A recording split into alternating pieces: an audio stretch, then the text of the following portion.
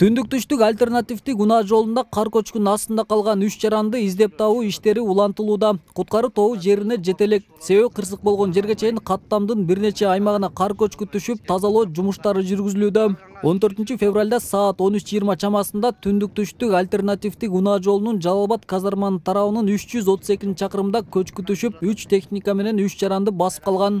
Кар көчкүдө калгандардын экөөсү Кытай, бирөөсү кыргыз жаран экен айтылууда. Алар жол куруп жаткан China Road компаниясынын кызматкерлери болгон. Өзгөчө кырдаалдар министрлигинин Жалал Абад облусундагы башкармалыгы билдиргендей, ошол эле күнү туннелдин түштүк тарабында дагы кар көчкү катталып, пикап унаасын сайга сүрүп кеткен. Натыйжада 3 адам жаракат алып, бирөөсү облустук ооруканага жеткирилген. Учурда Жалал Абад казарманын тарабынын 332 чакырымда кар көчкүдө калган жарандарды издеп табуу аракети көрүлүүдө.